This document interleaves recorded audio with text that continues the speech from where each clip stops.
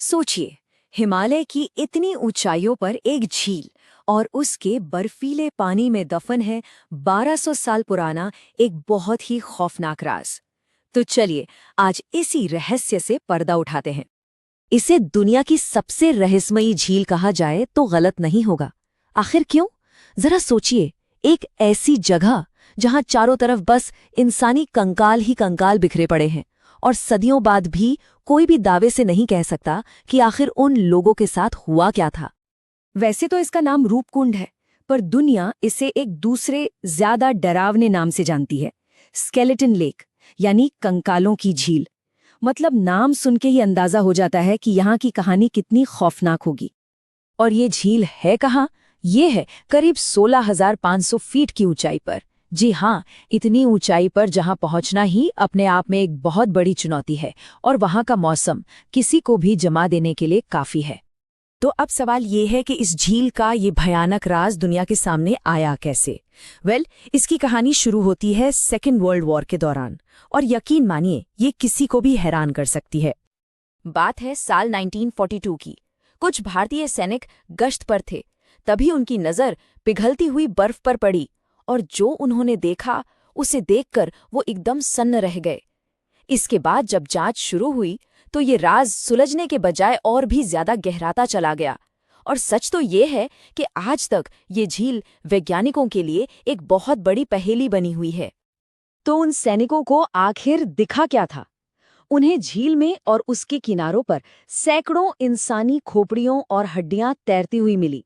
पहली नजर में तो उन्हें लगा कि ये शायद दुश्मन देश के सैनिक हैं जो रास्ता भटक कर यहां मर गए, पर उनका ये अंदाजा बिल्कुल गलत था। तो अब असली चुनौती शुरू हुई, इस 1200 साल पुराने रहस्य को सुलझाने की। दुनिया भर के साइंटिस्ट इसके जवाब ढूंढने में लग गए। शुरुआत में इन्वेस्टिगेटर्स के पास 3 मेन थ्योरीज थीं। पहली, क्या ये कोई पुरानी सेना थी जो पहाड़ों में खो गई?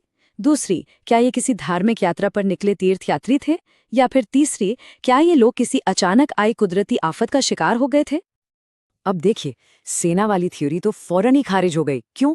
क्योंकि जब डीएनए टेस्ट हुआ तो पता चला कि कंकालों में महिलाओं और बच्चों की हड्डियां भी थीं। हाँ, तीर्थयात्रा वाली बात थोड़ी मजबूत लगी, पर उसमें भी एक बहुत बड़ा सवाल था। आखिर इतना बड़ा ग्रुप एक साथ एक ही समय पर कैसे मर सकता है?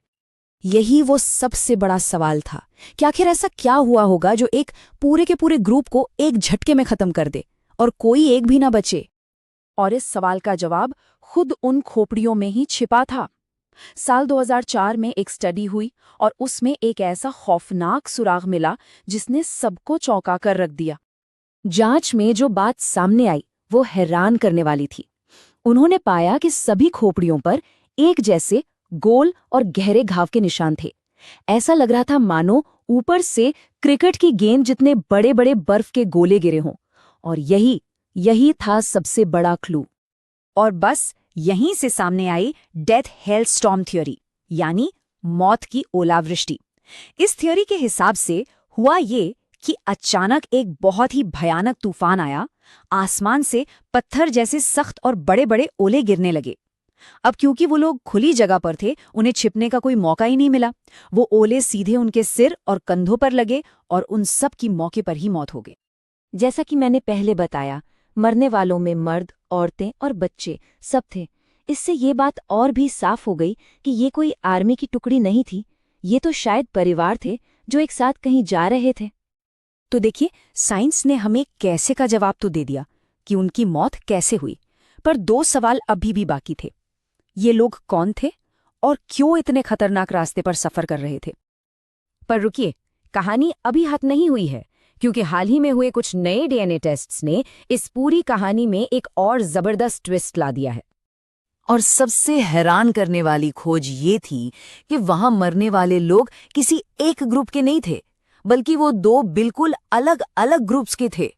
एक ग्रुप तो वहीं के, मतलब हिमालय के आसपास रहने वाले लोगों का था, पर दूसरा ग्रुप, उनका डीएनए हजारों मील दूर मेडिटेरेनियन यानी भूमध्य सागरीय इलाके के लोगों से मैच हो रहा था।